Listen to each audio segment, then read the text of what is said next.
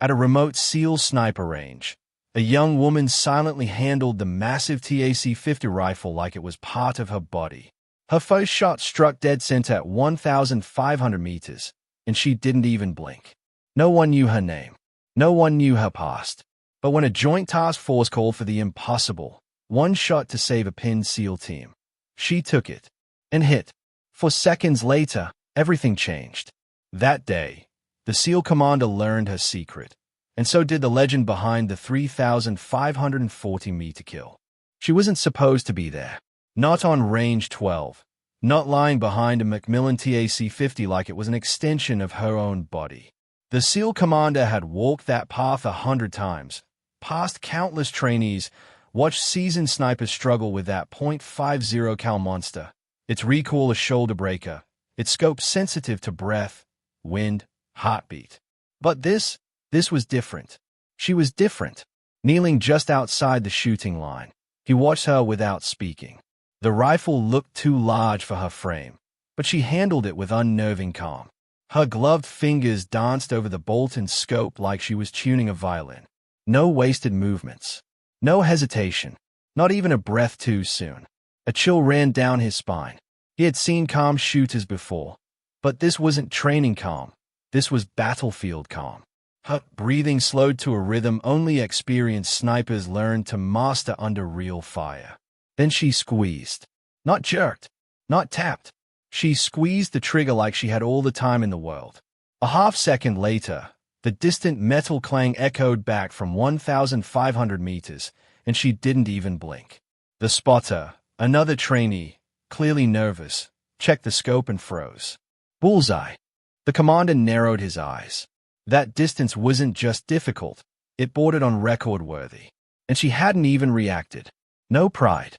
No relief. No acknowledgement of applause from the small group nearby. She simply chambered the next round. Something about her posture told him this wasn't her first shot. Not even her 100th. Who was this woman? And what was she doing here? Buried in a training group she clearly didn't belong to. He didn't say a word, but the question burned hot in his chest. Had someone just placed a ghost among his men? Something didn't sit right. The commander, still crouched by the observation line, motioned for the nearest range instructor. "Who is she?" he asked quietly, nodding toward the woman now adjusting her bipod, eyes fixed downrange like nothing else existed. The instructor glanced at his clipboard, squinted. "New transfer, sir. No prior sniper calls. Supposedly cross-training from comms." The commander raised an eyebrow. "Comms?" The instructor nodded. "Yes, sir. No marksman citations. No combat deployments logged. Just showed up 3 weeks ago." That couldn't be right. The commander turned back toward her, watching with a sharper eye now. Her left hand hovered near the scope's turret, twitching in tiny quarter clicks, without checking a kestrel, without even glancing at the wind flag. She was reading the air with her skin. And then she fired again. Another impact, this time at a target half hidden by brush at over 1,800 meters. Her body didn't flinch. No adrenaline flush. No whisper of excitement. The commander leaned closer, narrowing his eyes as she reset the bolt with surgical smoothness. This wasn't someone training to become a sniper. This was someone who had already lived that life. Someone who had fired in wind shear, under fire, without spotter or backup, and learned to trust only the glass in her gut. And yet, no official record. No unit badges. No tells. Only silence. The commander suddenly felt like he wasn't observing a trainee. He was witnessing something buried, something trained far beyond his current roster. The kind of soldier who didn't show up in reports, because she was never meant to. Commander Mitchell didn't approach her like a superior checking in on a trainee. He moved with caution, like a man about to touch something that might be sacred or broken. She was cleaning the TAC-50 now, barrel still warm, fingers running a cloth through the bolt like she'd done it 1,000 times, eyes distant. "Sergeant," he said evenly, though she technically held no such rank on paper. She looked up, not startled, just aware. "Sir," she replied, voice crisp but flat.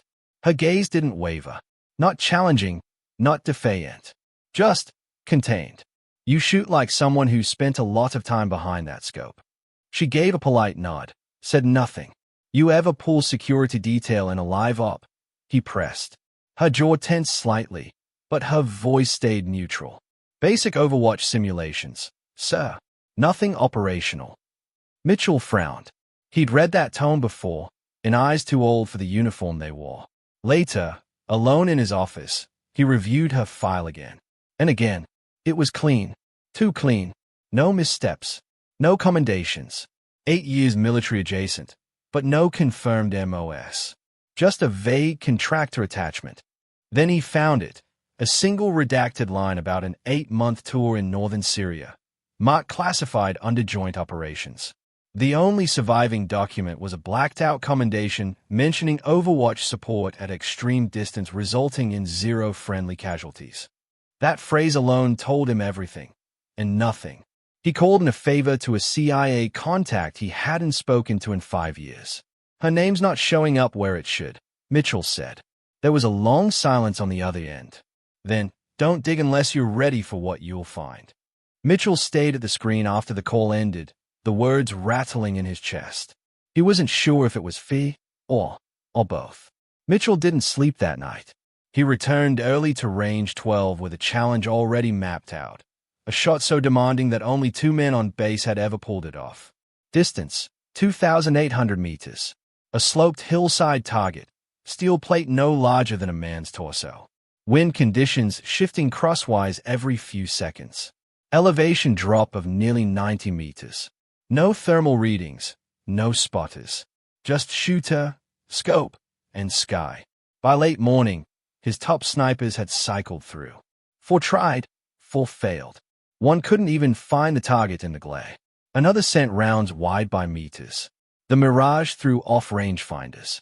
The wind broke every calculation. No one spoke much, because everyone knew who was going last. She walked to the line without being called. Rifle slung, breath steady.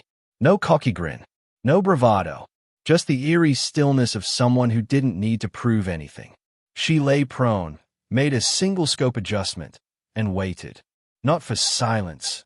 She waited for stillness in the world, the kind only people like her could sense. Then, she fired. The sound cracked like a distant firework, then vanished. Everyone held their breath. 1 second. 2, 3, 4. Clang. The steel rang out like a bell across the range. Dead center. No edge graze. Just the echo of something mythic. No one cheered. They stared. Whispered. Even the instructors looked shaken. Mitchell exhaled slowly. This wasn't a skilled shooter. This was something else. She wasn't here to train. She was here because someone, somewhere, wanted to see what a legend looked like in daylight. Mitchell found her on the far end of the barracks lawn just before dusk, sitting alone beneath the bleachers, rifle across her knees, watching shadows stretch across the field. No one else was around. Just silence, broken by the rustle of evening wind. He didn't ask. He waited. Finally, she spoke. You're not going to find it in any database. That's shut. It wasn't supposed to happen. Not officially. Her voice was low, steady, but each word felt like it carried weight. NATO convoy. Medical personnel. Northern Syria. Ambush from elevated ridgeline. 2 clicks east of Kobane. Counter-sniper had a superior perch, thermal cloaking, and the wind in his favor. He was picking off lead trucks one by one. We had 20 minutes before the whole convoy was gone. She paused. I was the contingency. Mitchell listened, barely breathing. I had 7 hours. I mapped wind direction across 3 valleys, tracked his muzzle flashes from over 2,000 meters. Couldn't use laser range. Thermal shimmer was brutal. My team rotated out. I stayed. We had a 20-second shot window before the sun hit his blind again. She looked down at the rifle. TAC-50, .50 BMG. Custom-milled load. I dialed for Mirage, not math. Heartbeat slowed. Pulse, breath, everything in sync. I squeezed. Flight time was 9 seconds. Hit was clean. Then came the words that left Mitchell speechless. Target distance, 3,540 meters. Confirmed. She said it plainly, not for pride, but as if letting go of a burden. They scrubbed the report, called it multinational cooperation. But we saved over 40 medics that day. Mitchell's throat tightened. All the training, all the precision he had seen over decades, none of it prepared him to stand in front of a ghost who had rewritten what humans believed possible. And she had done it alone. No medals, no witnesses, just a name erased in return for lives preserved. The call came sooner than Mitchell expected. A joint intel briefing with blacked-out sections and red-lettered urgency. Satellite feeds showed SEAL teams pinned in a ravine deep in mountainous terrain. No exit routes, no drone support. Every attempt at aerial recon had ended in smoke and shrapnel. Hostile sniper cell, well-trained, dug in. 4 confirmed kills already. No line of approach under 2,000 meters. The only countershot, a brutal perch across a series of cliffs, 3,100 meters out, unstable footing, shifting altitude pressure, and gusts slicing through the ravine like knives. Even their most decorated snipers called it suicide. Mitchell didn't hesitate. He sent her file. He wrote one line. She can make it. They pushed back. She's off books. We don't even know what she is. Mitchell pushed harder. She's what you need. Hours later, she stood in his office, arms crossed, eyes heavy with something more than fatigue. You want me to go back in, she said, more a statement than a question. He nodded once. No one else can make that shot. Silence stretched. She looked past him, out the window, into a sky beginning to darken. I'll do it, she said finally, but her voice was slower, guarded. One condition. Mitchell waited. If I can't make the shot clean, no partials, no luck, I walk. I won't guess. I won't play God again. He nodded, understanding more than she realized. Because this wasn't about the shot.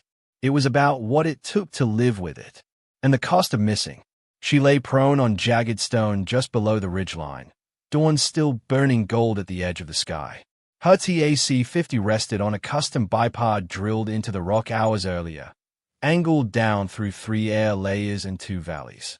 The terrain rippled with crosswinds, dust devils spiraling in the lower basin, and mirage blooming like heat ghosts over distant shale. The range, 3,160 meters. No spotter, no instruments. Just her, a scope, and the memory of every shot she'd ever taken. Through the lens, the world narrowed. She found him, a flicker of movement behind fractured rock, a hostile sniper adjusting his rifle, directly in line with Mitchell's pinned SEAL unit crouched beneath a rusted vehicle hull. He was seconds from firing. She didn't blink. When flag on the far side twitched left. She felt it, not saw it. Adjusted one click, a breath, half a heartbeat. Her pulse slowed, world dimmed. Time became a thread, stretched to the edge. Then she squeezed. The bullet tore through sky and heat, sailing silent, unseen. 4 seconds passed, each one an eternity. Mitchell, crouched behind broken concrete, stared downfield without hope. Then, impact. The hostile dropped sideways, no second motion. Overwatch complete. The SEALs moved instantly, flanking, securing. On the comms, static crackled. Then Mitchell's voice, low, reverent. Outstanding shot. Overwatch. She exhaled, slow, silent. No cheer, no smile, just stillness.